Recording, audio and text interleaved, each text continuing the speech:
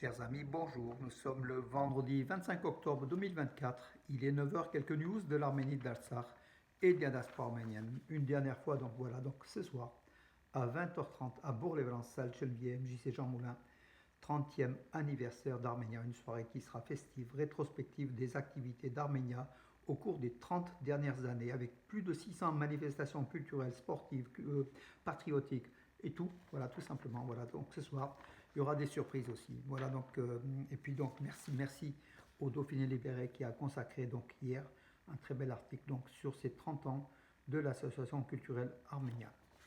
Voilà. Un clin d'œil aussi au journal Le Monde, à notre ami, donc mon ami Richard Zarzavatian, qui est un journaliste, comme vous le savez, un journal de télévision, spécialisé dans la médecine et puis dans oui, divers dossiers. Il réalise, il a même fait donc un livre, plusieurs livres même. Dans Le Monde, il signe un article sur la maladie, donc la fièvre méditerranéenne, la maladie familiale. Voilà, donc dont les Arméniens sont concernés, surtout les jeunes adolescents arméniens sont concernés.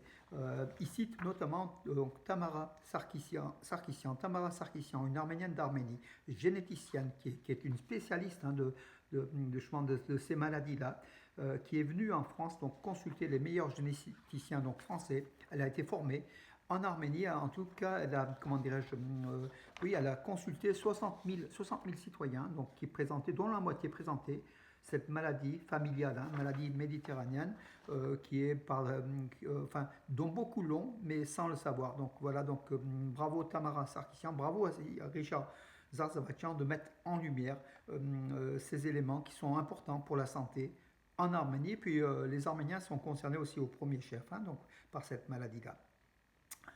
Voilà, le processus de règlement entre l'Arménie et la Turquie et entre l'Arménie et l'Azerbaïdjan sont différents. C'est ce qu'affirme Rupen Rupinian, le vice-président du Parlement arménien, chargé aussi des négociations entre l'Arménie et la Turquie.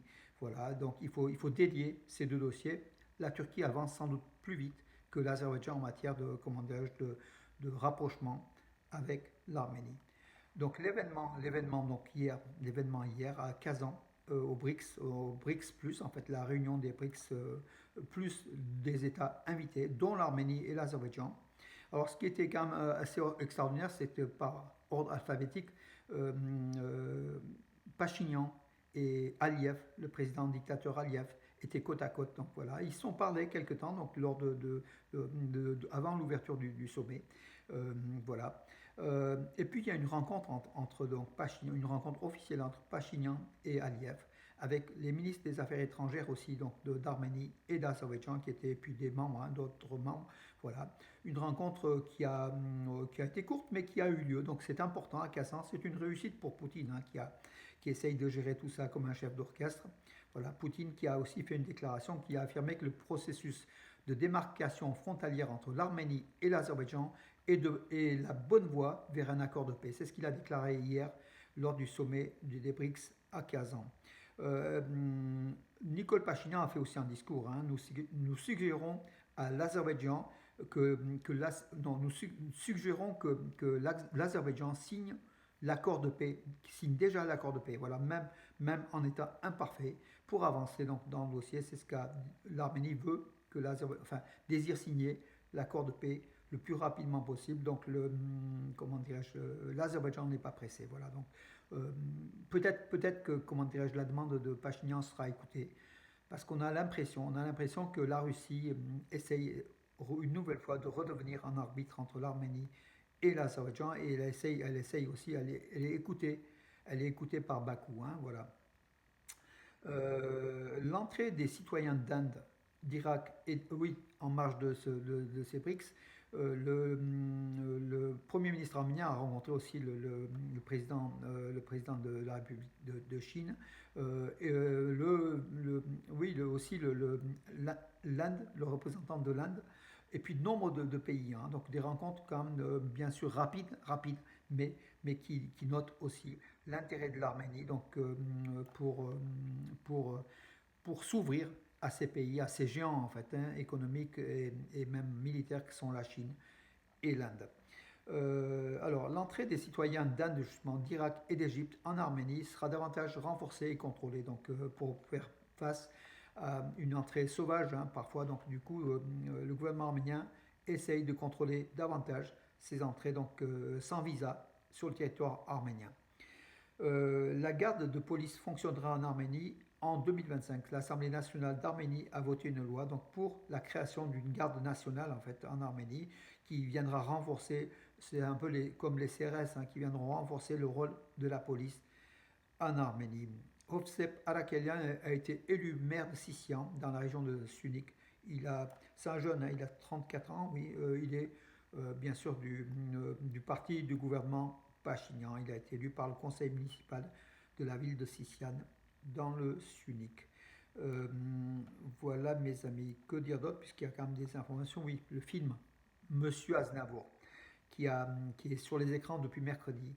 Il a déjà fait une belle performance puisque la première journée donc dans 500 et quelques salles, dans 500, je crois 568 salles en France. Donc le film a déjà dépassé les 100 000 vues. Il était présenté dans 548 copies, voilà donc salles. Il était à 101 826 dès le premier jour donc, du lancement. C'était ce mercredi 23 octobre. Donc c'est 70 052 entrées. Et puis les entrées donc, de première en fait, puisque le film a été présenté, le film de Mehdi Idir et Grand Corps Malade avec Tahar Rahim a été Monsieur Aznavour avait été présenté aussi donc justement avant ce premier jour de diffusion au cinéma. Voilà, espérant que ce film puisse avoir le succès. En tout cas, il s'annonce comme c'est un bon, très très bon score d'entrée au box-office hein, du cinéma français. Alors, que dire d'autre, mes amis. Alors, oui, l'équipe nationale d'Arménie de football, hein, qui est à la 99e place, qui a reculé de 3 places. Voilà. L'entraîneur, bien sûr, a été Alexandre Petrakov, l'Ukrainien, a été limogé. En attendant, voilà, l'Arménie cherche un entraîneur. Peut-être Michel Dersakarian, on en parle de plus en plus, hein, qui a été aussi démis de ses fonctions de Montpellier. Donc c'est un professionnel, un entraîneur très très valable. Voilà, Michel Dersakarian, peut-être pour prendre la tête de la sélection nationale d'Arménie de football. Alors, quatre des sculpteurs, des peintres, donc Barsert Toumayan, Armen Handikyan, Levon Tokmakyan, Henrik Edoyan ont été citoyens d'honneur de la capitale d'Arménie, Yerevan. C'est aussi une bonne chose. Hier soir en Autriche, à Vienne, donc Noa Yerevan, donc le club arménien, le seul club arménien aujourd'hui engagé dans les coupes européennes, c'est en UEFA Conference League. Le club a concédé une très courte défaite sur le score de 1-0, but à la 31e minute, un but sur cafouillage au Rapid de Vienne, qui est l'un des meilleurs clubs d'Europe. Hein, voilà, Rapid de Vienne. Les Arméniens ont tenu tête, voilà, ont tenu tête tout le match. Par contre, malheureusement, ils ont pris un but, un seul petit but qui a fait la différence. Voilà, bravo en tout cas à Noah Yerevan pour ces phases de groupe en fait, hein, de l'UEFA Conférence League. Voilà mes amis pour aujourd'hui. Je crois que j'ai fait le tour de l'actu. Voilà, je vais vous laisser. Je vous donne rendez-vous pour ceux qui seront présents ce soir donc au 30e anniversaire d'Arménia. En tout cas, je vous souhaite une bonne journée et à demain mes amis.